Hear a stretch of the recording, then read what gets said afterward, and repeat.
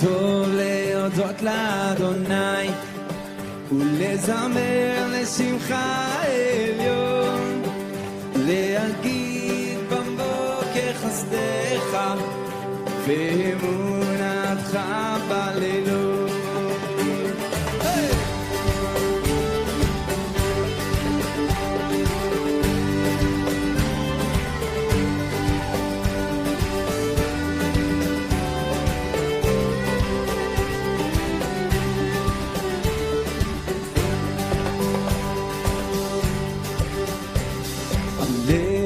עשור ועלי נווה, עלי היגיון וחינוך, להגיד בבוקר חסדך ואמונתך בלילות. טוב להודות, וטוב להודות לאדוני ולזמר לשמחה עליון, להגיד בבוקר חסדך ואמונתך בלילות.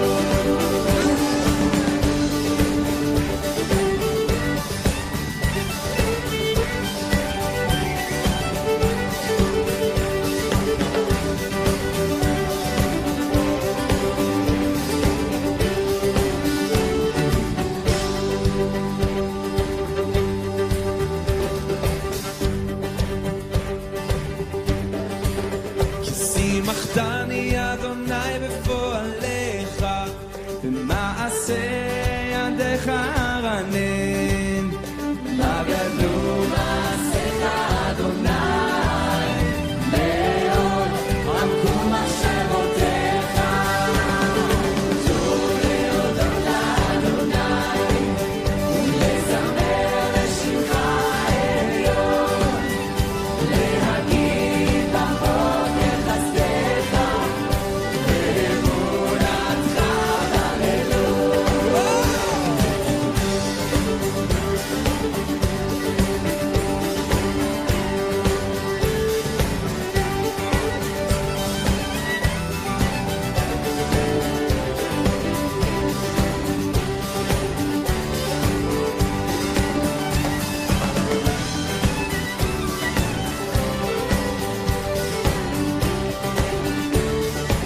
כולם להגיד בבוקר, להגיד בבוקר חסדך ואמונתך בלילות.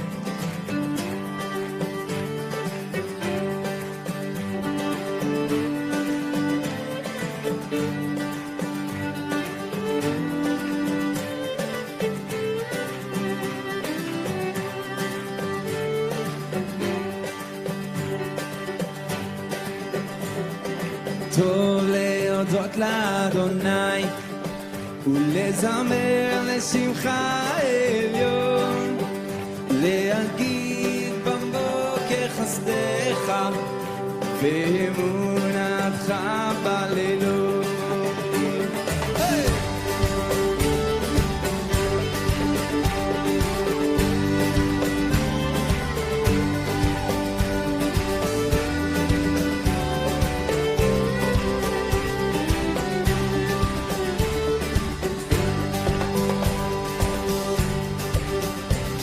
עלי עשור ועלי נווה, עלי היגיון וחינוך, להגיד בבוקר חסדך ואמונתך בלילות. טוב להודות, וטוב להודות לאדוני ולזמר לשמחה עליון, להגיד בבוקר חסדך ואמונתך בלילות.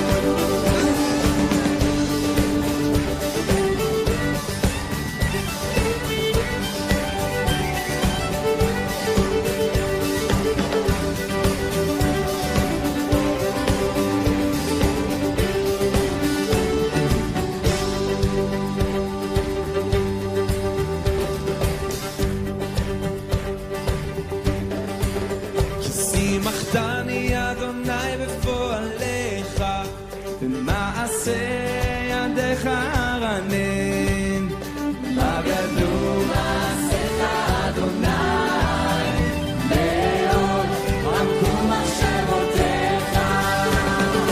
טוב להודות לאדוני, ולזמר לשמך עליון, להגיד בבוקר חסדיך, ואמונתך בלילות.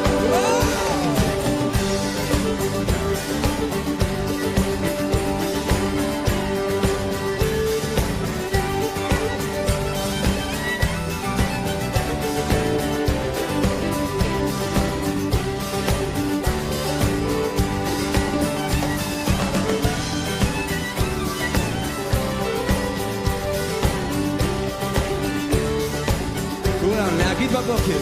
להגיד בבוקר חסדיך, ואמונתך בלילות.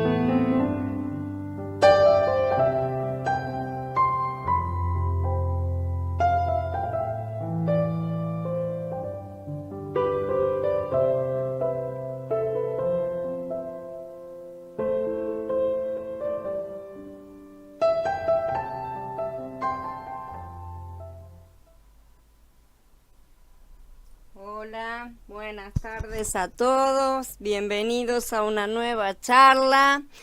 Hola Carla, hola Jorge, bienvenidos. Vamos a dar comienzo a la segunda parte de la restauración de todas las cosas. Vamos a comenzar hablando acerca de la caída de Jericó, o sea, Jericó.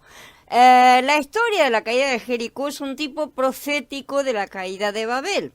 Es decir, la historia de la caída de Jericó es profética, ¿no es cierto?, de la caída de la Gran Babel que va a suceder en Gitgalut 17, en los capítulos 17 al 19. No una cosa histórica, sino la futura. Las similitudes son sorprendentes cuando uno las estudia. En la conquista que Yahoshua hizo antiguamente de Jericó, Elohim le dijo que marchara por la ciudad 6 días, ¿sí?, soplando cuernos de carnero. En el séptimo día debían marchar alrededor de la ciudad 7 veces y luego gritar contra la ciudad. Cuando lo hicieron, un terremoto golpeó la ciudad, los muros cayeron y la ciudad fue conquistada. En el libro de Gitgalut encontramos que la ciudad de Babel debía caer de la misma manera. Tenemos 7 sellos, el séptimo sello se compone de 7 trompetas. Hay 7 trompetas y la séptima trompeta se compone de 7 copas. Solo entonces cae Babel conquistada por el reino de Elohim. Es obvio que el derrocamiento de los sistemas legales y gubernamentales opresivos y arbitrarios humanos, ¿no es cierto?, del hombre, es una declaración divina del fin del tiempo de gracia de los 120 jubileos. Entonces, el propósito principal es liberar a las personas de toda esclavitud, ¿no es cierto? Por lo tanto, es evidente que la caída de Babel en el libro de Gitgalut será un jubileo en sí misma. Los 7 sellos representan las 7 edades de la congregación que conforman la edad pentecostal. El séptimo sello es el día final de la caída de Babel o Jericó, ¿no es cierto? Durante ese día final hay 7 trompetas. En la ley, Elohim instruyó al sacerdote a tocar la trompeta en cada Rosh Chodesh, ¿no es cierto?, al comienzo de cada mes, para marcar el calendario y contar los meses. Así, las 7 trompetas representan adecuadamente los 7 meses anteriores al séptimo mes en el calendario hebreo. En el séptimo mes es la fiesta de los tabernáculos, tiempo durante el cual el sacerdote derramaba una ofrenda de vino nuevo como ofrenda de primicias a Elohim. Como la fiesta de Sukkot era una fiesta de 7 días, había 7 jarras o copas de vino derramadas como ofrenda para celebrar esta fiesta en el 7º mes. Así vemos que el calendario hebreo forma el marco básico del libro de Hitgalut, evidentemente, ¿no es cierto? La fiesta de Sukkot tiene un tono profético que representa la caída de Babel que liberará a las naciones. Esto también explica por qué Elohim instruyó a los sacerdotes a sacrificar 70 novillos durante los 7 días de la fiesta de Sukkot. Dice en Bamidbar en el 29, en el día 15 del 7º mes observarán una ocasión sagrada, no trabajarán en sus ocupaciones, por 7 días observarán un festival de Yahweh, presentarán una ofrenda quemada, una ofrenda encendida de olor grato a Yahweh, 13 toros de la manada, 2 carneros, 14 corderos de un año serán sin tacha. Las ofrendas de comida con ellos, de harina selecta mezclada con aceite, serán 6 kilos por cada uno de los carneros y 2 kilos por cada uno de los 14 corderos. Y habrá un chivo para ofrenda por el pecado, en adición a la ofrenda quemada regular, su ofrenda de comida y su libación. Y así continúa día por día, pero va disminuyendo la cantidad de toros por día. El segundo día, todos los demás animales, todas las demás ofrendas son exactamente iguales. No lo voy a leer todo porque es repetitivo. Pero el segundo día, en vez de 13 toros, que es el primero, tenemos 12 toros. El tercer día tenemos 11, el cuarto 10, el quinto 9, el sexto 8 y el séptimo día 7 toros, ¿no es cierto? Entonces tenemos de 13 a 7. Si sumamos toda esa cantidad de toros, nos dan 70 toros en el total, ¿no es cierto? 70 es el número universal, sí, que representa a todas las naciones de la tierra. Los 70 toros correspondían al número de las 70 naciones del mundo. En Bereshit 10 se dice que los hijos de Noaj son los padres de los comienzos de las diferentes naciones, ¿no es cierto? Cosa que ya estudiamos en la serie de Bereshit. Y la lista menciona las 70 naciones en total. Entonces concluimos que la fiesta de Sukkot fue profética, es profética, ¿no es cierto?, de la obra que Elohim haría con respecto a todas las naciones en la tierra. El libro de Hitgalut explica entonces con gran detalle cómo interpretar la ley con respecto a estos 70 toros en Sukkot. Así como el sacrificio del cordero se cumplió en Mashiach, el verdadero cordero de Elohim, ¿no es cierto?, en nuestro nombre, también la matanza de los toros se realizó en Mashiach en nombre de las naciones del mundo. Esencialmente profetiza la restauración de todas las cosas. La trompeta de jubileo en Jericó. En la historia de la caída de Jericó, escondido 5 veces dentro del texto del capítulo 6 de Yahoshua, está el jubileo realmente. Y digo escondido porque las traducciones lo han dejado completamente escondido y oculto. Generalmente se pasa por alto porque los traductores han traducido mal la palabra hebrea Yobel, ¿no es cierto?, que la traducen como cuernos de carnero en lugar de jubileo, ¿sí? La expresión completa es bocinas de cuerno de carnero, compuesta por 2 palabras, shofrot yoblim, ¿sí? Y ellos la traducen bocinas de cuerno de carnero. Por ejemplo, más o menos las expresiones son las mismas, no varía demasiado de una traducción a otra. Shofrot es el plural de shofar, ¿sí? Y yoblim es el de yobel, ¿sí? Que es jubileo. Entonces, acá tenemos las palabras empezadas en plural. Como de costumbre, con las traducciones perdemos el significado intrínseco. En las traducciones parece que se hablara del material de la bocina o del tipo de cuerno, es un cuerno de carnero, ¿no es cierto? Como si fuera hecho del material, ¿no es cierto? Se nos expresa en ese sentido. Sin embargo, no es lo correcto, ya que el material está indicado por la misma palabra shofar. Shofar es cuerno de carnero en sí, no necesitamos agregar otra palabra, pero Yobel, ¿sí?, no es carnero, no se la puede traducir como carnero, ¿sí?, porque es jubileo. Entonces, traduciendo correctamente quedaría, y voy ahora sí a leer el párrafo de Yahoshua como debería ser correctamente. Con 7 sacerdotes que lleven cuernos de carnero, shofrot yobelín, shofar de jubileo, entonces, ¿sí? Shofar de jubileo, precediendo el arca. En el 7º día marchen alrededor de la ciudad 7 veces con los sacerdotes tocando los cuernos. Ahora dice shofrot, de manera que dejamos cuernos. Y cuando se suene un toque largo del cuerno, tan pronto oigan ustedes ese toque de del cuerno cuerno de jubileo, ¿sí? Todo el pueblo soltará un grito fuerte. Enseguida la muralla se desplomará y el pueblo avanzará cada hombre directamente. Y a Josué, hijo de Nun, convocó a los sacerdotes y les dijo: tomen el arca de la alianza y que 7 sacerdotes con 7 cuernos de carnero de jubileo, Shofrot y Obelín, precedan al arca de Yahweh. Y al pueblo le dijo: pasen adelante, marchen alrededor de la ciudad con la vanguardia, marchando al frente del arca de Yahweh, ¿sí? Después que ya Josué instruyó al pueblo, los 7 sacerdotes que llevaban los 7 cuernos de carnero de jubileo avanzaron al frente de Yahweh tocando los cuernos, los shofrot, ¿sí? Y el arca de la alianza de Yahweh los seguía.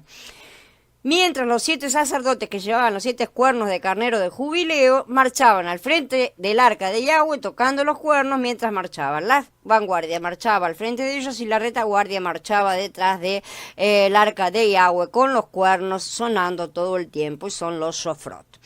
Estos pasuquín entonces nos dicen literalmente que los sacerdotes llevaban las 7 trompetas del jubileo. Eso era lo que estaban cargando. Es muy desafortunado realmente que los traductores no vean la importancia de ciertas traducciones, transmitir el concepto del jubileo en las traducciones.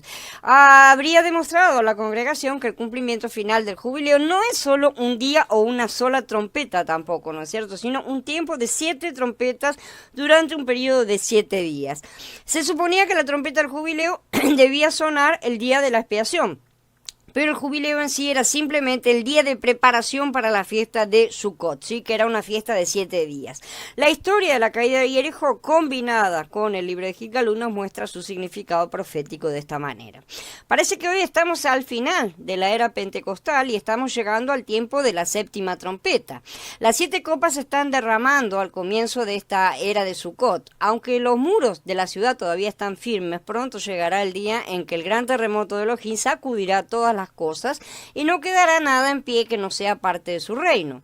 Porque así dijo Yahweh de los ejércitos: dentro de poco estremeceré el cielo y la tierra, el mar y la tierra seca. Estremeceré a todas las naciones y las cosas preciosas de todas las naciones vendrán aquí y llenaré esta casa de gloria, dijo Yahweh de los ejércitos en Haggai, en el capítulo 2, Ageo.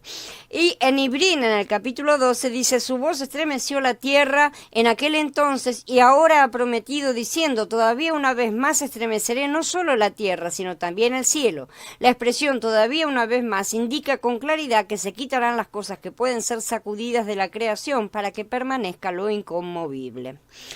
Elohim quiere todo: el oro, la plata, bronce y hierro. Hola Gaby, hola Dan, bienvenidos.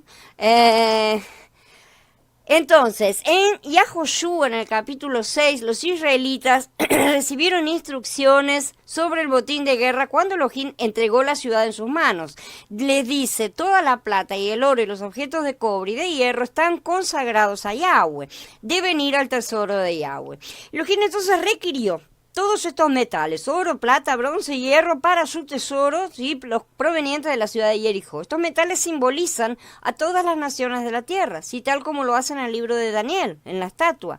Este requisito de Yahoshua profetiza que todos los reinos de este mundo serán entregados para el tesoro de Elohim, su reino, ¿no es cierto?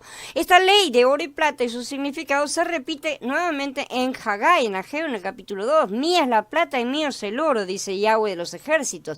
La gloria de esta casa posterior será mayor que la de la anterior, dijo Yahweh de los ejércitos, y en este lugar concederé prosperidad, declara Yahweh de los ejércitos. Yahshua HaMashiach está destinado entonces a ser rey de reyes y Adón de señores. Él está destinado a ser adorado por todo lo creado que está en el cielo y en la tierra y debajo de las tierras y en el mar y todas las cosas en ellos, como dice Jicalú en el capítulo 5. El propósito del juicio de Elohim es corregir y refinar estos metales para que Yahweh pueda traer incluso a sus enemigos a su tesoro, aboliendo de esta manera la muerte y convirtiéndose el todo en todo. Jericó consagrada a Elohim. Yahushua 6 también nos dice que la ciudad de Jericó y todos sus habitantes estaban bajo la prohibición, bajo el anatema, bajo la consagración. Vamos a ver un poco. Las traducciones varían, ¿sí?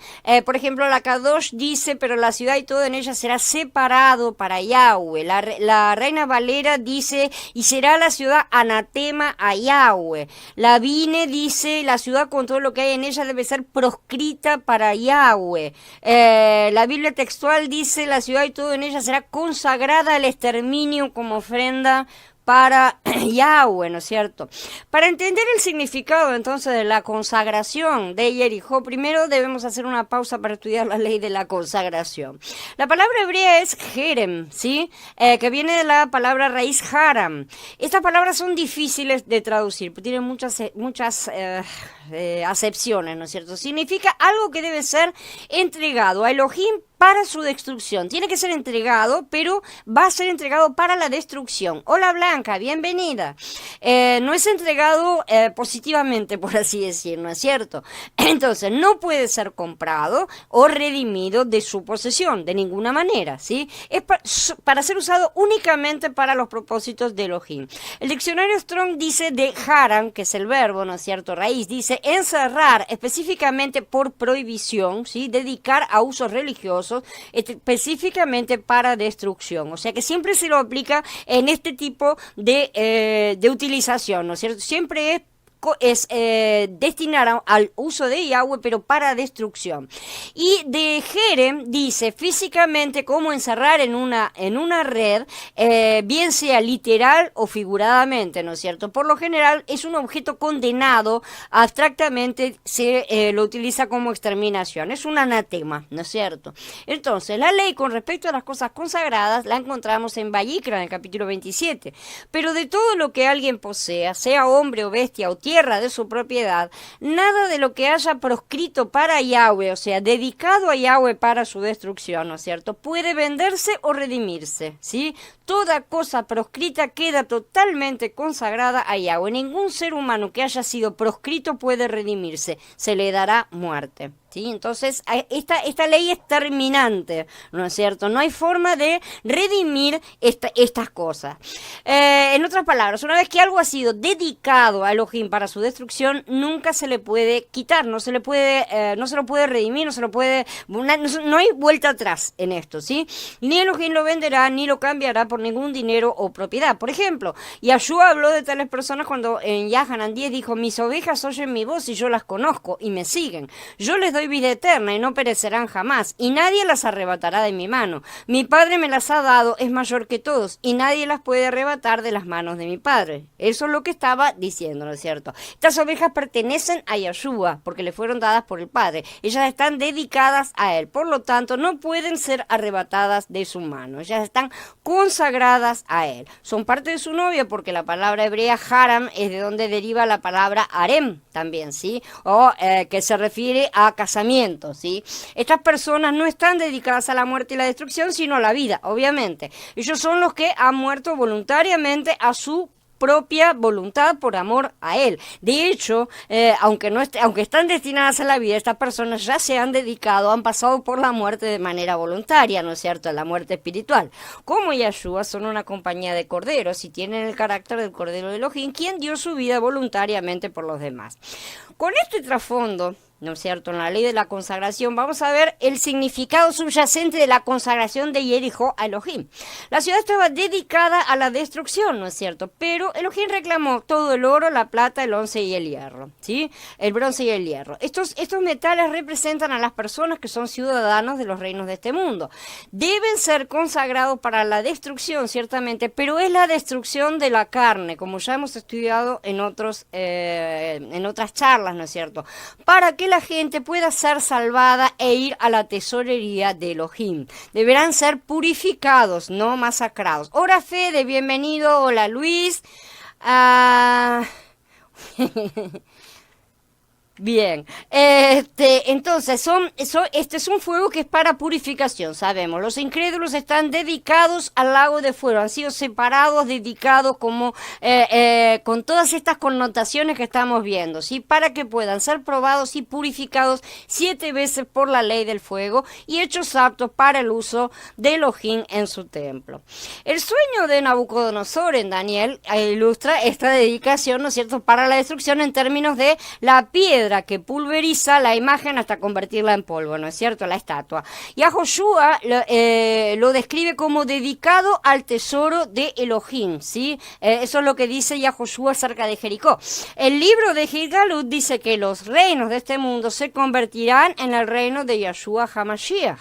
Si observamos todos estos temas en las diferentes formas en que se los retrata, veremos que apuntan a la restauración de todas las cosas. Esa es la cuestión siempre, ¿no es cierto? Donde todas las naciones vienen a adorar a Yahshua HaMashiach y todo es colocado bajo sus pies. Esto ocurre en la caída de Babel, después de ser liberados en el jubileo, ¿no es cierto?, en la era de Sukkot. La doctrina Acán, vamos a hablar un poco de eso. Durante la batalla de Jericó, un hombre llamado Acán robó plata y oro y una prenda babilónica, una túnica babilónica de Jericó y los enterró en el suelo debajo de su tienda. Esto está en el capítulo 7 de Yahoshua, ¿no es cierto? O sea, robó de lo que estaba dedicado como anatema, dedicado a la destrucción para Elohim. ¿Sí? Como resultado, Israel perdió la siguiente batalla contra la ciudad de Ai y 36 hombres de Israel fueron muertos. Yahoshua oró para saber por qué les había sucedido ese desastre, porque él no sabía. Y Elohim le dijo que había pecado en el campamento. Investigó el asunto, tiraron las suertes y la suerte cayó, descubrió que Acán no le había dado a Elohim todas las cosas consagradas. Entonces Yahoshua y todo Israel con él tomaron a Acán, hijo de Serach, y la plata, el manto y el lingote de oro a sus hijas e hijos, y su buey, su asno, su rebaño, su carpa y todas sus pertenencias, y los llevaron al valle de Acor. Y Josué dijo: ¿qué calamidad has traído sobre nosotros? Yahweh traerá calamidad sobre ti hoy. Y todo Israel los mató a pedradas. Los echaron al fuego y los apedrearon. Levantaron un montón de piedras sobre él que todavía está allí. Entonces se aplacó la ira de Yahweh. Por eso es que se llamó ese lugar el Valle de Acor, Valle de Calamidad, como es todavía el caso. La doctrina Acán es la idea de que estos enemigos de Elohim, los ciudadanos de Jericó, Babel, deben ser aniquilados, enterrados en el suelo o quemados en el infierno como castigo por sus pecados. Acán enterró el oro y la plata debajo de su tienda, y eso fue robarle a Elohim, porque él había reclamado todos los despojos de esa guerra, había pedido que todas esas cosas le fueran dedicadas, ¿no es cierto? Además, Acán también robó una ropa, una túnica babilónica, ¿sí? Esto también tiene un significado profético, indica que Acán deseaba conservar una parte del pensamiento babilónico, o sea, su deseo estaba en retener una parte de ese sistema. Él prefería la vestimenta babilónica a las vestimentas de salvación, ¿no es cierto? Como dice en Yeshaya 61, en gran manera me gozaré en Yahweh, todo mi ser se alegra en mi Elohim, porque Él me ha vestido con vestiduras de triunfo, me ha cubierto con un manto de victoria, como un novio ataviado con un turbante, como novia adornada con sus joyas, porque como la tierra reproduce sus brotes y como el huerto hace germinar las semillas, así Adonai Yahweh hará germinar la victoria y el renombre en presencia de todas las naciones. Este es el mismo capítulo del cual Yahshua situó el comienzo de su ministerio, ¿no es cierto?, para indicar su llamado a liberar a los cautivos. El capítulo es parte del comentario de Yeshaya sobre la ley del jubileo, por lo tanto está vinculado con el cumplimiento de la fiesta de Sukkot o de las cabañas, ¿no es cierto? La palabra hebrea traducida como cabaña es Sukkah, sabemos, y Sukkot es el plural, que también es el dosel nupcial. ¿Sí? Justamente es el mismo nombre, una sukkah es el dosel que se monta cuando hay un casamiento hebreo. Representa la vestimenta de la justicia, que es la máxima recompensa para el creyente, ¿no es cierto? Retratada en la transfiguración de Yahshua para las bodas del Cordero con su novia.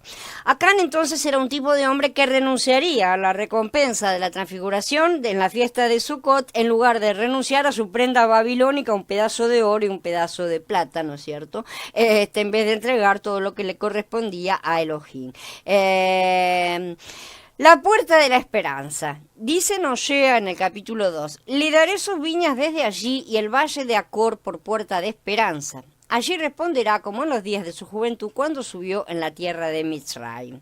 Osea profetiza que algún día el valle de Acor, que significa problema, ¿sí?, se convertirá en una puerta de esperanza. El valle de Acor era el lugar donde fue apedreado Acán, justamente, sí, como acabamos de ver, por robar el oro y la plata del botín de Jericó. Osea muestra que la historia de Acán fue profética, no fue una cosa porque sí, fue una significación que era necesaria y va a tener un cumplimiento futuro. Además, estaba relacionada con el tiempo de los problemas de Israel, cuando deberían ser expulsados de la tierra por el juicio de Elohim. La puerta de la esperanza sería la restauración de Israel a Elohim, no a su tierra, ¿sí?, a Elohim. Y esto se basa en parte en el pacto de Noah que Elohim hizo con cada criatura viviente en el capítulo 9 de Bereshit. Por lo tanto, leemos en Osea 2, en ese día haré por ellos un pacto con las bestias del campo, con las aves del cielo, con los reptiles del suelo. También eliminaré del país el arco, la espada y la guerra. Así haré que se acuesten con seguridad. Si este es el caso, entonces vemos que la doctrina Khan es una enseñanza anti-restauración, evidentemente, ¿no es cierto? Justamente lo que se opone, justamente todo lo contrario, ir para retener todo lo del sistema. El segundo Yahoshua, que es Yahshua, evidentemente, ¿no es cierto?, vendrá con su Urim y Tumim y va a identificar cada doctrina que está preocupando, que está haciendo una carga para Israel, todo, ¿no es cierto? Y cuando él lo haga, la gente irá a esa tienda, encontrará la plata y el oro escondidos, esa túnica babilónica también que está escondida, la identificará y pondrá todas estas cosas a los pies de Yahshua. Elohim se propuso ser todo en todo, ¿sí?, y ningún hombre puede resistirlo, y nadie puede retener las cosas que para él son anatema. La visión exclusiva y estrecha de la salvación, o sea, la Khan de hoy, ¿no es cierto?, será identificada y destruida por la revelación de la verdad, ciertamente. La solución para Acán en el valle de Acor también será una puerta de esperanza para todo el mundo, ya que todos los tesoros de la tierra serán llevados a Yahshua y restaurados al almacén, al granero de Elohim. El ministerio de la conciliación. Creo que estamos cerca de entrar en la tierra prometida en la era de Sukkot, ¿no es cierto? Ya hemos hablado de estas cosas, ¿no es cierto? El día yo creo que se acerca rápidamente. Y ahora es cuando nuestro Yahshua estará listo para exponer la gran doctrina, ¿no es cierto?, que es la carga de Israel, esa gran doctrina acá, ese tipo de cosas, ¿no es cierto?, que ha estado escondida, que la gente no la ha visto porque ha estado sepultada, ¿no es cierto? Como aquellos que fueron enviados a la tienda de Acán, esas personas que fueron enviadas para buscar dónde estaba el oro y la plata y la prenda, ¿no es cierto? Nosotros también estamos llamados a sacar a la luz todas estas cosas y traer las cosas robadas para consagrarlas a su tesoro. No existe en las escrituras ningún pasuk donde estemos llamados a entrar en un ministerio donde prediquemos, donde tenemos que predicar el tormento eterno para las personas. Y como ya vimos antes en otros estudios, en el número 9 y 10 de esta serie, esta es de hecho la doctrina de Acán, ¿sí?, la doctrina que predica la tortura eterna y todas esas cosas. Se opone directamente al ministerio de la conciliación, del cual habla Shaul. Y todo esto proviene de Elohim, quien nos reconcilió consigo mismo por medio del Mashiach y nos ha confiado el ministerio de la reconciliación. La palabra es catalague, ¿sí? Que mediante el Mashiach Elohim estaba reconciliando, y la palabra es catalazo, que son derivadas una de la otra, ¿no es cierto?, al mundo consigo mismo, sin tomarles en cuenta sus transgresiones, y a nosotros nos encomendó el mensaje de la reconciliación. Así que somos embajadores en nombre de Mashiach, y como Elohim les exhorta por nuestro medio, rogamos en nombre de Mashiach, reconcíliense con Elohim. El que no conoció pecado por nosotros, Elohim lo contó como pecador, para que en él se nos contara a nosotros como justos delante de Elohim. Dice Corintios Bet en el capítulo 5. Entonces, la palabra traducida como reconciliación es catalogué, ¿no es cierto?, que deriva de catalazo, que es traducida como conciliar. Sin embargo, tenemos acá dos palabras griegas, que las dos son traducidas como reconciliación, ¿no?, en diferentes lugares. Una es catalazo, como vemos, y la otra es apocatalazo, ya, porque el griego utiliza muchas partículas que agrega, ¿no es cierto? Estas palabras están relacionadas, pero son ligeramente diferentes. De la misma manera manera que en nuestro idioma conciliar y reconciliar son parientes, pero son diferentes, no son exactamente iguales. Si dos personas son enemigas y están separadas por alguna disputa, deben reconciliarse una con la otra. Esto implica una mutualidad.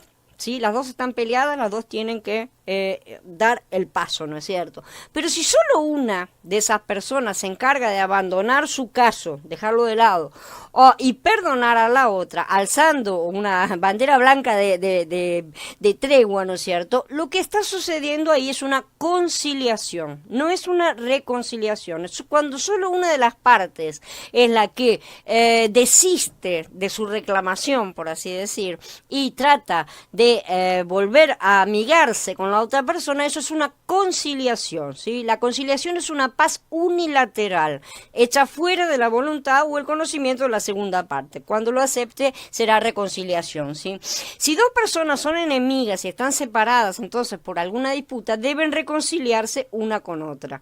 El que ha conciliado, a su hermano, ¿no es cierto? Entonces le envía a su embajador, con una bandera blanca, por así decir, para demandar por la paz, para rogar al otro que también concilie, ¿no es cierto? Que él también haga su parte. Si así lo hace, entonces es mutuo y eso se transforma en una reconciliación.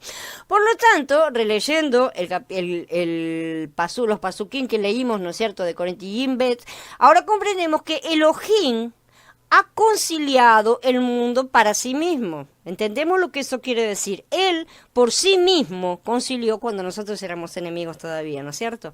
Dejó a un lado el caso justo y lícito que tenía contra el mundo y vino a conciliar al mundo. Después, Él nos envió a los creyentes al mundo como sus embajadores para rogarles que se reconcilien con Elohim, ¿no es cierto?, en respuesta de lo que había hecho Él.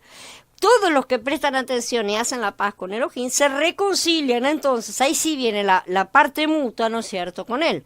Esto es confirmado por Romanillín en el capítulo 5, cuando dice, pues sí, cuando éramos enemigos, la muerte de su hijo nos reconcilió con Elohim, con mucha más razón ya conciliados nos salvará su vida. Y no solo esto, sino que también nos gloriamos en Yahweh por nuestro Adón Yahshua, el Mashiach, por cuyo medio hemos recibido ahora la reconciliación. Y esto está en Romanillín en el capítulo 5. Entonces, mientras aún éramos pecadores y luchábamos con Elohim, contra Elohim, ¿no es cierto?, Mashiach murió por nosotros. En otras palabras, esta conciliación, tuvo lugar antes de la reconciliación. Porque Elohim se encargó de dar el primer paso, él actuó primero. Cuando respondimos a su propuesta de conciliación, entonces el consentimiento fue mutuo y eso se convirtió en una reconciliación. Shaul usa estos términos con cuidado realmente, y esto se puede ver fácilmente en los 3 pasajes donde usa el término apocatalazo, ¿no es cierto?, o reconciliación. El primero está en Efesios 2, dice, también reconcilió con Elohim a ambos en un solo cuerpo por medio del madero, dando muerte en a la enemistad. Ahí estaba hablando del muro de separación, ¿no es cierto?, que había separado a Israel de los gentiles, ¿sí? Ya que habla de ambas partes reconciliadas, usa la palabra apropiada, o sea, reconciliación, apocatalazo. Los otros 2 ejemplos están en Colasín, dice, y por medio de él reconciliar consigo mismo todas las cosas, tanto sobre la tierra como en el cielo, después de hacer la paz mediante su sangre en el madero. Y ustedes también, aunque en otro tiempo estaban apartados y eran enemigos por tener la mente ocupada en las obras malas, ahora los ha reconciliado nuevamente, utiliza la palabra apocatalazo, ¿sí? Hola Andrés, bienvenido. Shaul simplemente dice que el propósito de Elohim es reconciliar todas las cosas con él mismo. Eso significa que ambas partes deben hacer la paz. En el pasaje anterior, Shaul habla a los creyentes en Colosas que a su vez habían sido conciliados con Elohim, ¿no es cierto? Y así hubo una reconciliación mutua entre ellos. Entonces, Yahweh siempre hizo primero la conciliación y cuando nosotros aceptamos, nos estamos reconciliando.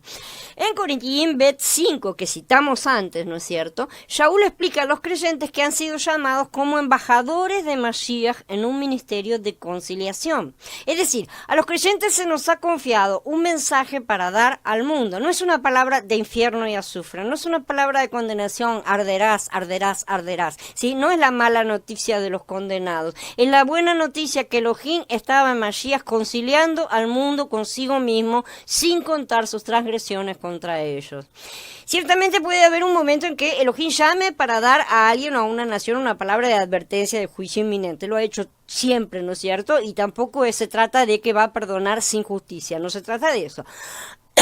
Sin embargo, este no es el mensaje general que los creyentes han sido llamados a dar al mundo en general. Cuando él tiene un mensaje particular que dar, él manda a sus profetas, no a los creyentes en general, ¿no es cierto? O sea, no es parte de la Besorá tratar de asustar a todo el mundo con un juicio eterno. No forma parte de ese mensaje. El juicio que se proclama tampoco no tiene que ser jamás el de castigo eterno. Sin embargo, a menudo nos encontramos con que la Besorá, que significa buenas nuevas, ha sido alterada, ¿no es cierto? Y parece una cosa de horror, parece una película de terror, ¿no es cierto?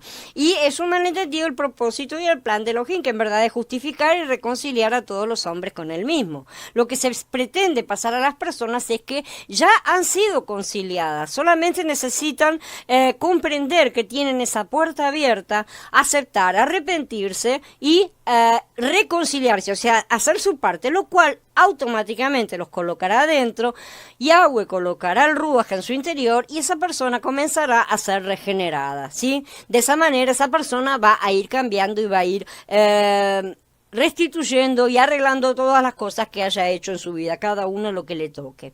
Hasta que la congregación entienda entonces que el ministerio de la conciliación de manera correcta solamente va a tener un éxito limitado en la conversión del mundo, porque lo está espantando en vez de atraerlo. Muchos responderán a Elohim por temor al infierno, ciertamente, pero grandes cantidades rechazarán a Elohim también y por el mismo motivo. El miedo es un buen motivador, pero el amor es mejor, es más duradero y obtiene mejores respuestas y verdaderas conversiones, ¿sí? Arrepentimientos sinceros, cambios radicales. En cambio el otro no los tiene, solamente de la boca para afuera. Cuando la gente responde por miedo, no responde con sinceridad. De cualquier manera, no estamos aquí hoy para discutir estas tácticas, ¿sí? Sino solamente para encontrar la verdad y sacarla a la luz. Creo que la verdad de la conciliación será un ímpetu real para un gran avivamiento final mundial que va a barrer la tierra en la era de Sukkot. Porque cuando la gente comprenda la verdad de la conciliación, la transformará en la realidad de la reconciliación. Obviamente, ¿quién no va a querer? Si no va a ser la historia de terror del malvado Dios que quiere cocinar a todos en el infierno, ¿sí? Yahshua HaMashiach no va a necesitar forzar a las naciones a la sumisión, ya que una vez que lo conozcan demostrará ser el deseo de todas las naciones, como dice Agai en el capítulo 2, ¿sí? Hitgalut 15 plantea la pregunta: ¿quién no temerá, oh Adón, y glorificará tu nombre? Porque tú solo eres santo, porque todas las naciones vendrán y te adorarán, porque tus justos actos han sido revelados. De manera que lo que necesitamos revelar son sus justos actos y no inventar una historia de terror. ¿Qué pasa con Hasatán? Romaní en 5 habla de la justificación de todos los hombres, ¿tá? Pero no dice nada de que Hasatán sea justificado. Hablo estas cosas porque son parte de preguntas que muchas personas han hecho, han levantado, ¿no es cierto?, en determinados momentos, y son muchas preguntas también nos surgen a cada uno de nosotros a raíz de todo esto que estamos estudiando, con todas las cosas que más o menos cada uno carga. En sí, de Hasatán vamos a hablar en el último capítulo. He dejado un apéndice dedicado a Hasatán relacionado con este tema, obviamente, ¿no es cierto? Relacionado con la reconciliación y todas esas cosas. Y va a tener toda su charla particular en ese momento. Ahora solamente vamos a hacer una mención por arriba, ¿no es cierto? La idea de que Hasatán sería justificado es completamente ajena a las escrituras. Yahanan Aleph en el capítulo 2 dice que la sangre de Yahshua es la propiciación, o sea, la cobertura, ¿no es cierto?, por los pecados de todo el mundo. Pero es evidente que Yahanan estaba hablando del mundo habitable de todos los hombres, ¿sí? Él estaba hablando de los seres humanos, ¿sí? Porque al final de cuentas son los pecadores porque tienen la ley del pecado en su interior, ¿sí? No de Hasatán o seres demoníacos, ninguna de esas entidades. Por lo tanto, la sangre de Yahshua nunca se aplica a Hasatán.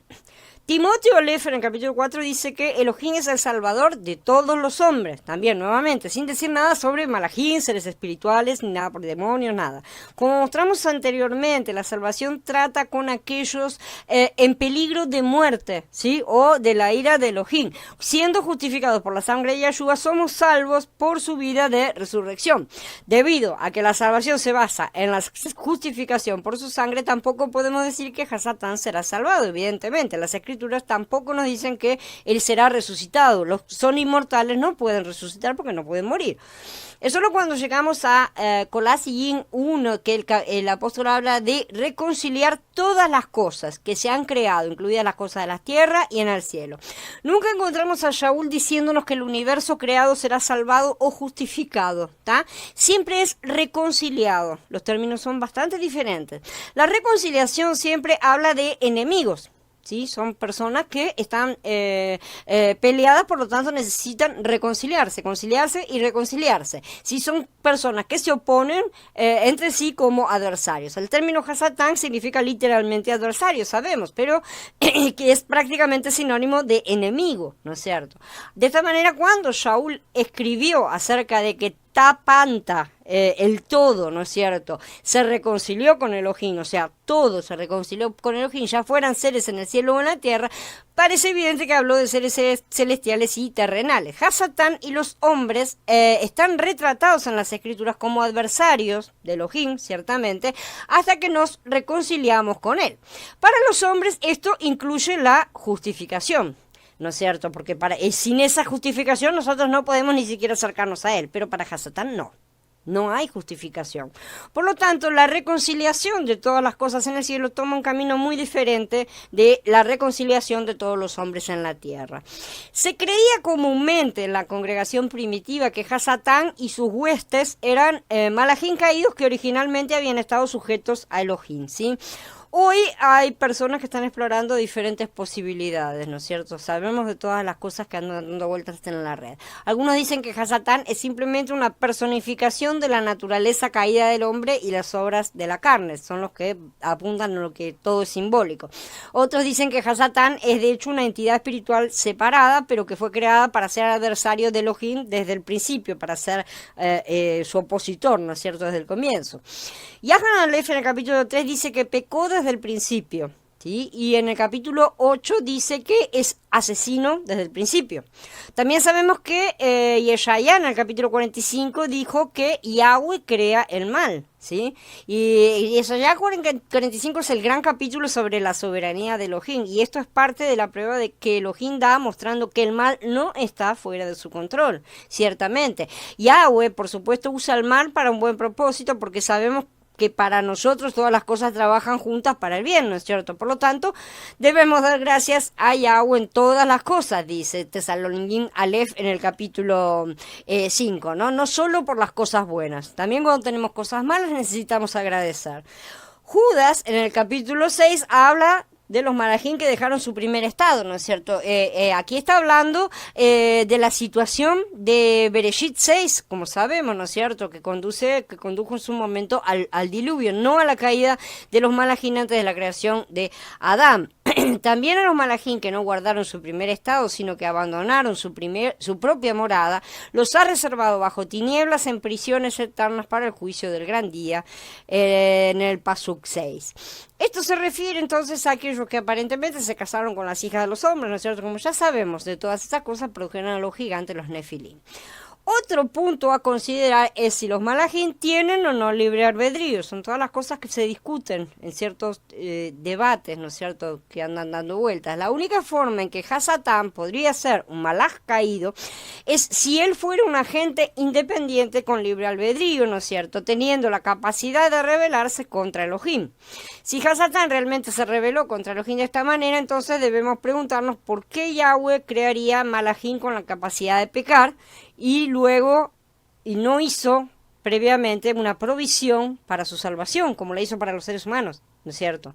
Por supuesto, si la rebelión angélica tuvo lugar sin el conocimiento previo de Elohim, entonces esto pone en tela de juicio el poder y la soberanía de Yahweh, ¿no es cierto? Es una situación problemática, ¿no es cierto?, en cuanto al debate. Me parece que la teoría del Maharaj caído crea problemas más serios que los que resuelve, realmente. En sí, Hasatán siempre ha parecido ser algo aparte de los caídos. No sabemos exactamente qué tipo de entidad en el ámbito espiritual. Al final de cuentas, se supone que él también los tentó, según las tradiciones cuentan, ¿no es cierto?, con las hijas de Caín, llevándolos a la caída, de manera que no parece que haya sido de ese bando, por así decir. Así que parece ser una entidad o varias que ejercen esa función, cosa que ya hemos también hablado en la Cle 1, en Bereshit, que se ocupa de sacar a la luz los deseos escondidos en el interior, tanto de hombres como de Malajín, aparentemente, ¿no es cierto?, para que cometan transgresiones y actos de rebeldía. Con todo, no puede ser acusado de nada, ¿sí?, ya que la decisión final siempre corresponde al ejecutor. De esta manera, cuando la persona obedece y actúa en transgresión, pasa a tener en su interior parte de esa entidad maligna de oposición, ¿no es cierto? Los pecados manchan, por así decir, ¿sí?, una cosa que nosotros no vemos en la parte física, pero que se manifiesta en la parte espiritual. Pero el pecado se incorpora de esa manera en nuestro ser como parte nuestra para continuar con su producción.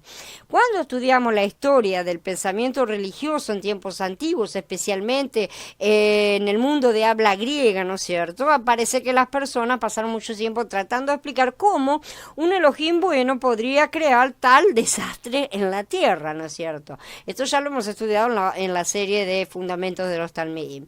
Aún hoy muchos levantan la cuestión. Sabemos que el tema continúa siendo candente hoy en día. Al tratar de separar a Elohim de toda responsabilidad acerca del mal, ¿no es cierto?, fue necesario dar a todos los seres malvados o pecaminosos libre albedrío, porque si no, entonces el culpable era Yahweh.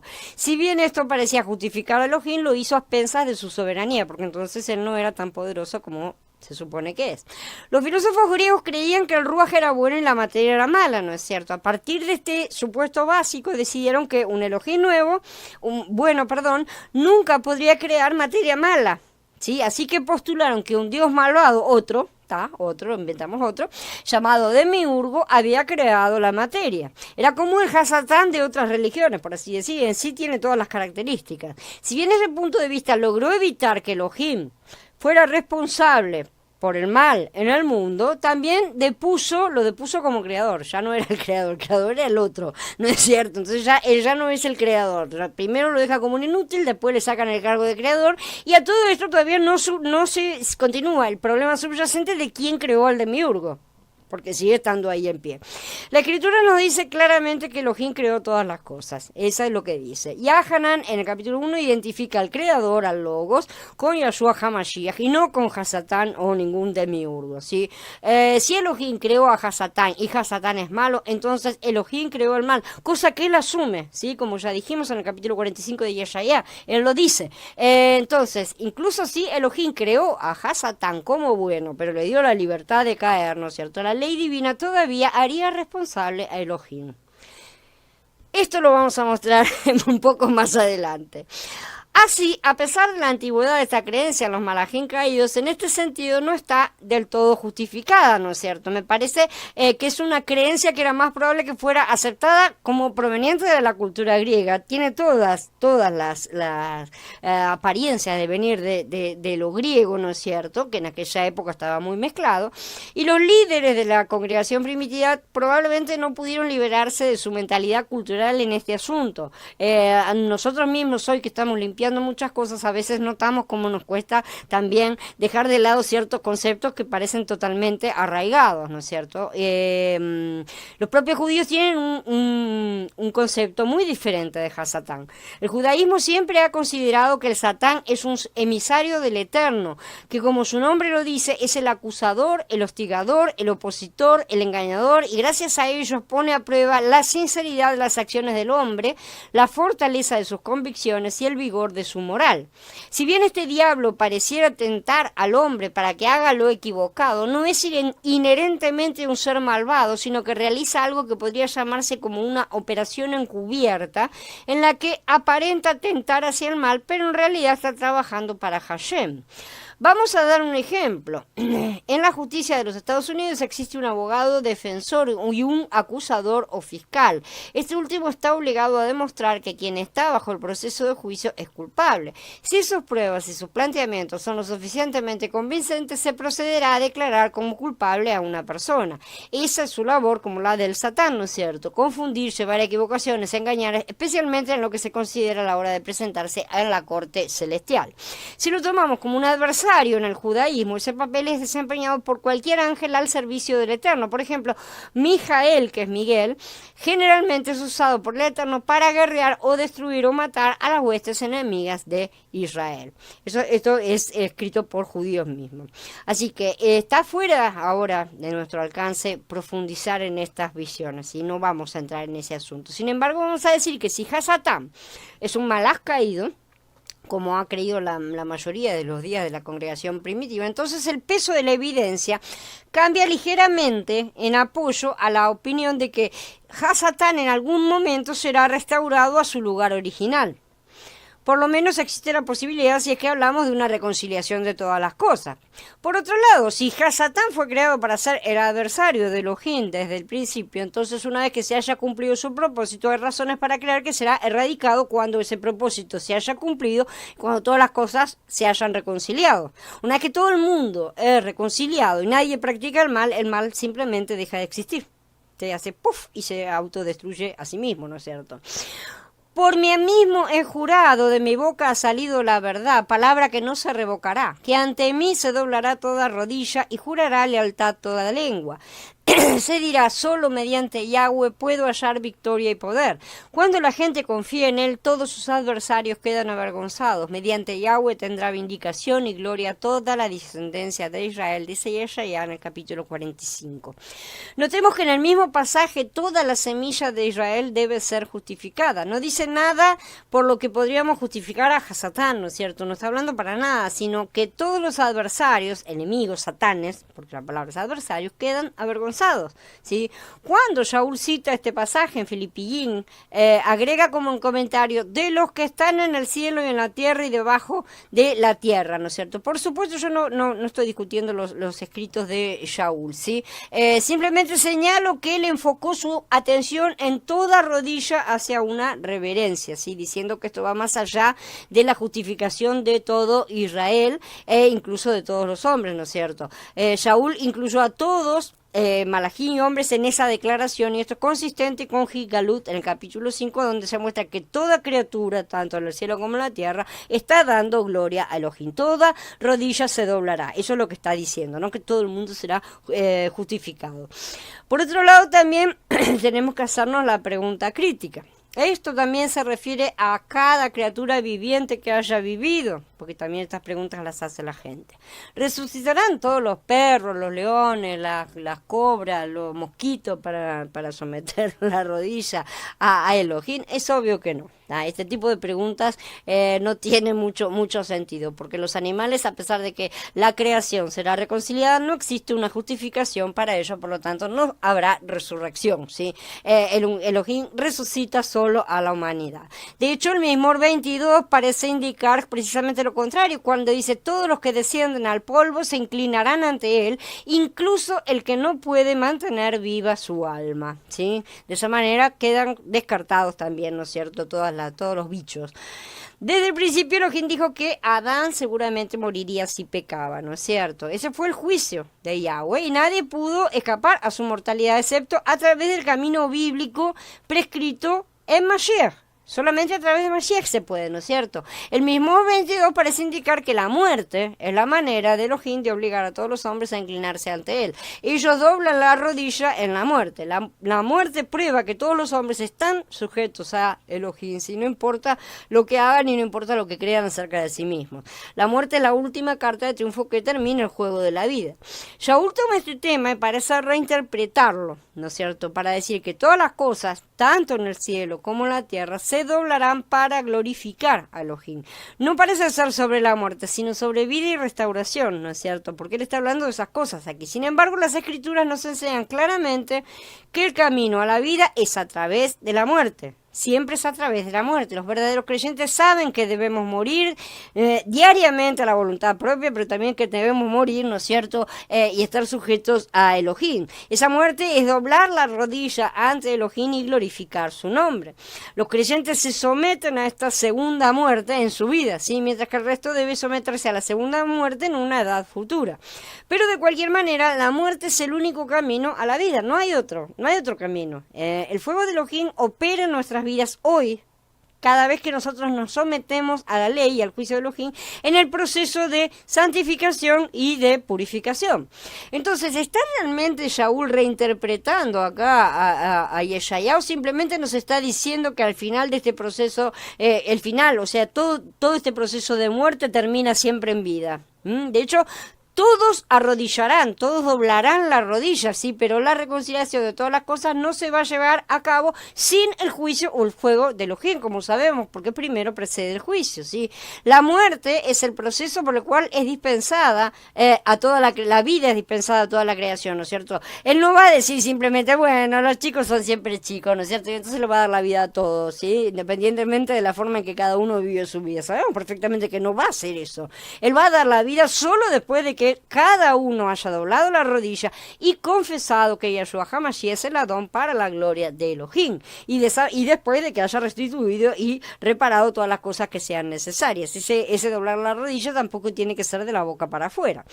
Si este es el caso, entonces, ¿qué pasa con los malajim y entidades satánicos que son seres espirituales? Esta es la verdadera pregunta en cuestión, ¿no es cierto? Si Hasatán es puramente un adversario y posiblemente fue creado como tal desde el principio, entonces se deduce que no hay nada de bueno en Hasatán, evidentemente. Por lo tanto, cuando es arrojado al lago de fuego, no hay oro espiritual en él para que sea purificado. De esta manera es diferente a la humanidad. Tiene su misma persona, su misma entidad es completamente diferente a los humanos, ¿no es cierto? El hombre debe ser purificado como oro y plata, ¿no es cierto?, en el horno de la aflicción, pero la salvación resultante viene solo porque para empezar había ya algo de oro y plata en él. Todo lo demás se quema, sabemos, dejándolo bueno. Ese es el pasaje por el fuego, el lago de fuego, el fuego purificador de la ley, ¿no es cierto? En el caso de Hasatán sería difícil para uno probar que hay algo bueno en él y que podría sobrevivir. De cualquier manera, todas estas disquisiciones que estamos haciendo, sabemos que no pasan de filosofías, ¿sí? Y la filosofía no es algo que nos competa del todo. Aquí nuevamente, entonces, si Hasatán fuera un malaj caído, entonces uno podría tener alguna base para argumentar que hay algo bueno en él que podría ser salvado. Estas cosas andan por la red en serio, ¿no es cierto? Pero esto es completamente discutible y en sí, como ya les digo, es completamente filosófico porque no tenemos palabra dada todavía al 100%. De cualquier manera, al no ser mencionado, lo más probable es que la respuesta sea no. Los límites de la reconciliación. Hay muchos pasajes donde Shaul habla de reconciliar todas las cosas, tanto en el cielo como en la tierra. Pero donde Shaul parece elegir sus palabras con cuidado, aquellos que lo siguieron en la congregación primitiva no hicieron una distinción real entre reconciliación, salvación y justificación. Y ahí es donde se empiezan a mezclar todas las cosas y los conceptos. En Filipillín 2 se desprende que todos los malajim, los hombres, se arrodillarán ante Yeshua HaMashiach, ¿sí? Ya que esto es algo que hacen los enemigos cuando han sido completamente derrotados. ¿Sí? Vamos, eso lo hacen delante de los hombres mismos. Han sido sometidos a Elohim y ellos van a doblar la rodilla. Son sometidos a un rey que los conquista y los hacen arrodillarse, ¿no es cierto? Toda lengua debe confesar que él es el Adón. Pero técnicamente esto no nos dice precisamente qué hará Mashiach con ellos más adelante, ¿no es cierto? Cuando Shaul trata con el alcance más amplio de la creación misma, dice que se reconciliará con Elohim, lo que implica que actualmente está enemistado, evidentemente, con él. Es decir, la creación está fuera de armonía con la naturaleza y el carácter de Elohim. Está en un estado de rebelión o de revuelta, ¿sí? Dentro de una espera espiritual satánica, ¿no es cierto? Esto no solo incluiría a las personas, sino la tierra, el mar y el aire en sí, todo. La contaminación, las condiciones de vida insalubres están en sintonía con están fuera, de sintonía con el carácter de Yahweh por completo.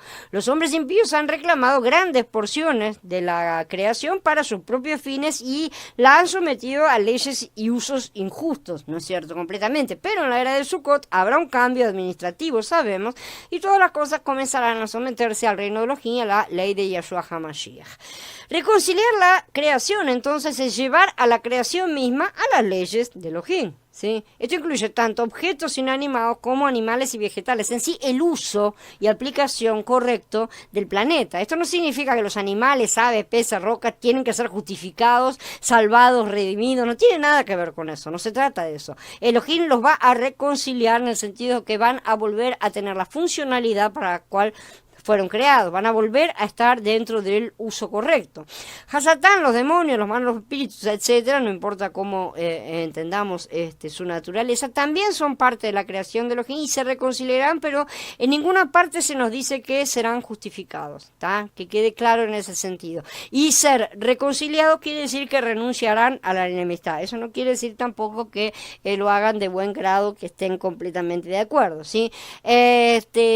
No habla de salvación, no habla de justificación en ningún lado, porque hay doctrinas que andan dando vueltas que hablan acerca de eso también, ¿sí? Y esto tampoco indica que cada insecto o animal muerto vaya a ser resucitado, como ya dijimos, ¿sí? Hay muchas doctrinas que enseñan que las personas van a recuperar sus mascotas muertas. Yo lo siento mucho, pero esto no tiene mayor sentido.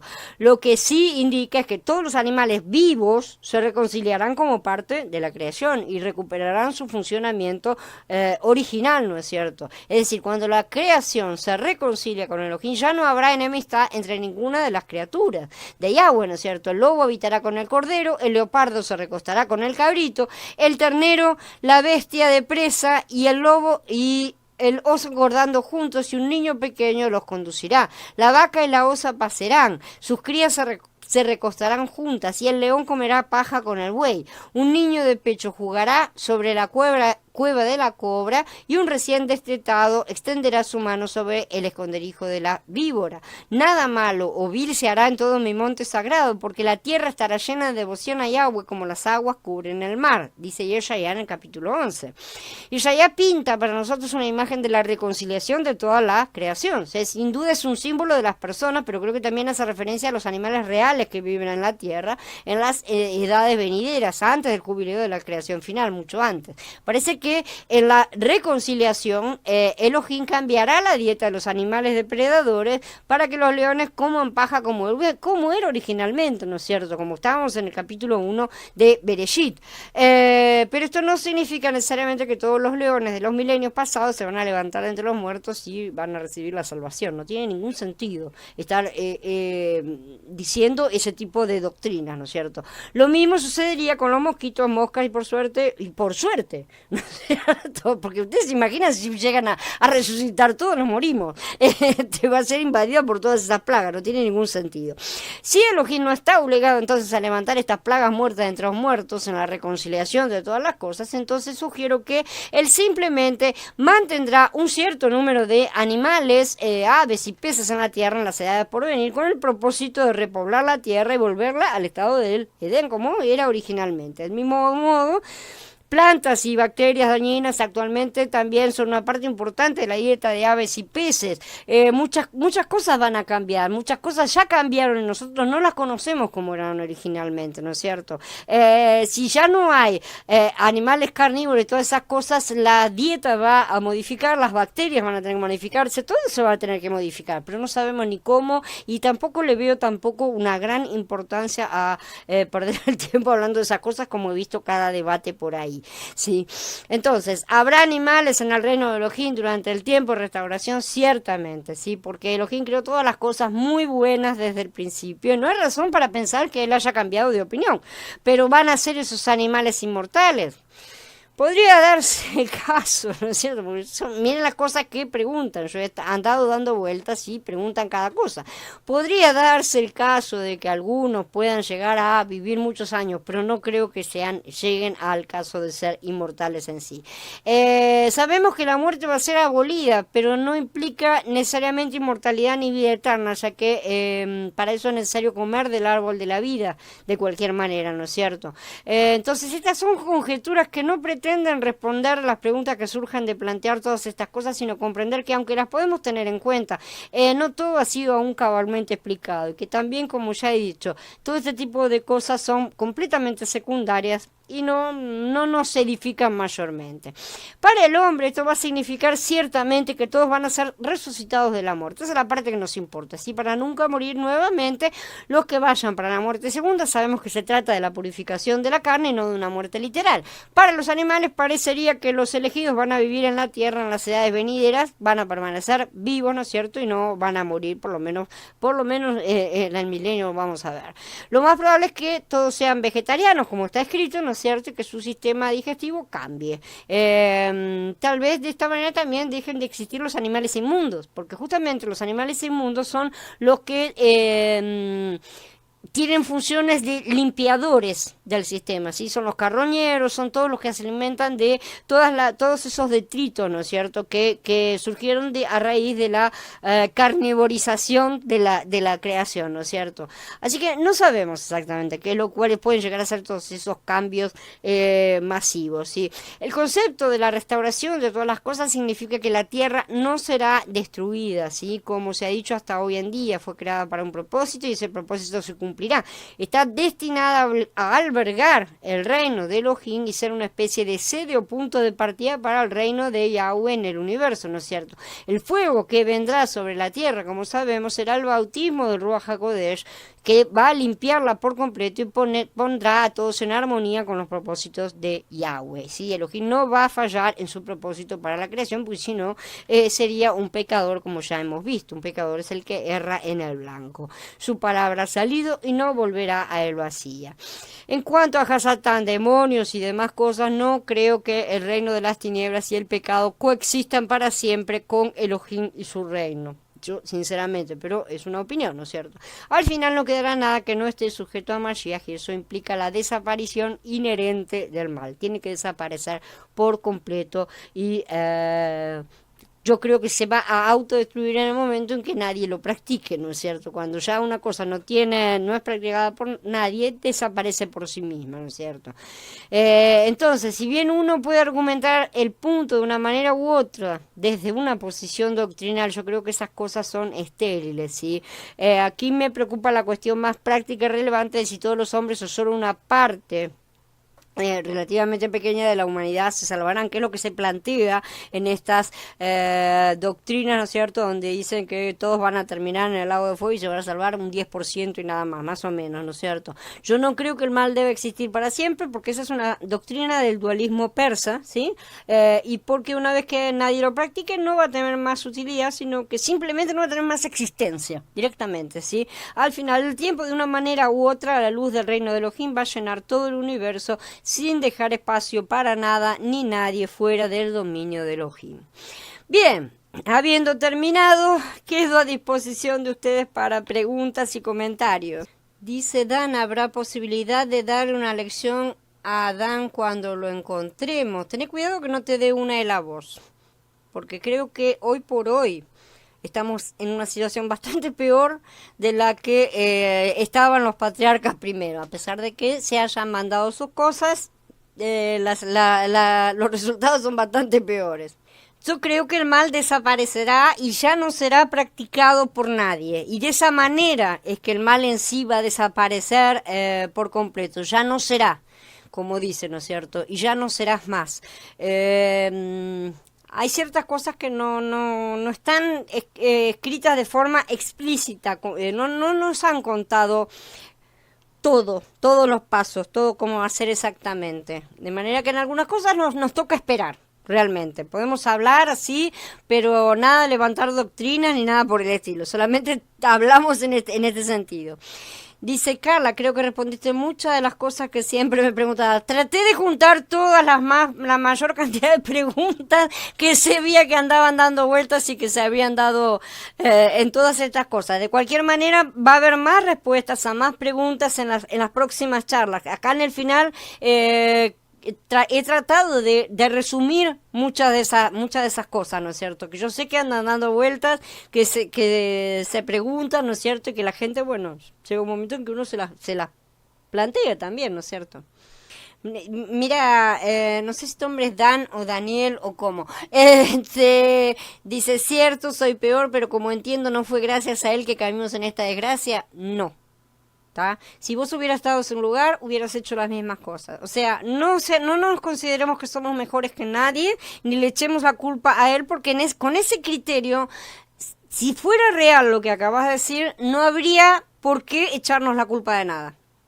No habría motivo, sería injusto. Y no es así la realidad, ¿sí? La cosa es que las cosas sucedieron, ¿sí? Y vos no habrías hecho, ni yo tampoco, ni nadie habría hecho un mejor papel que el que hizo Adán en ese momento. Esa es la realidad.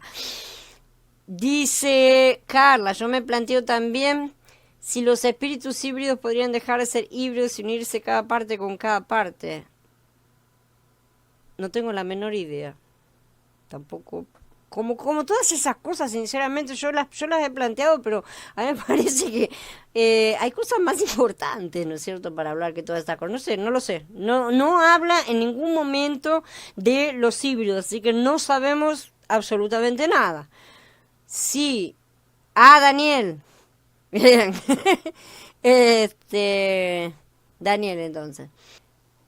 Si te referís a lo de Adán, a lo mejor estabas haciendo referencia a eso, sí, es siempre tenemos justamente a eso, vamos a ocuparnos cada uno de lo que a cada uno de nosotros nos toca, porque no nos sirve de nada, no solo nos sirve de nada, sino que vamos a salir perdiendo muchas veces, porque cuanto más antes estaban era mucho más justo de lo que somos nosotros, así que mejor no nos comparemos. Y que esa es una característica bien nuestra, bien típicamente humana y de la carne. ¿Tá? La carne siempre está buscando a quién echarle la culpa afuera. Siempre al otro, fue el otro, siempre, ¿no es cierto? Siempre estamos tratando de tirar la cosa para el otro lado, ¿no es cierto? Y de justificarnos de alguna manera, siempre lo hacemos con lo que sea. No, me pasó eso, pero fue porque la mosca pasó volando y me distraje y entonces, ¿no es cierto? Siempre buscamos justificativos. Esa es la carne y esa es una cuestión intrínseca que nos compete a todos y todo el mundo la practica en mayor o menor medida y en algún momento, ¿no es cierto? Y son cosas que no le tenemos que estar prestando atención justamente porque la carne es engañadora. Shalom a todos, hermanos. Nos vemos, los espero a todos el sábado a la mañana en la reunión. Mañana a la noche yo saco el aviso para que ya sepan y nos acordemos todos que el sábado a la mañana está la reunión y el domingo tenemos la charla siguiente. Yahweh siga bendiciéndonos grandemente y trayéndonos su iluminación. Shalom.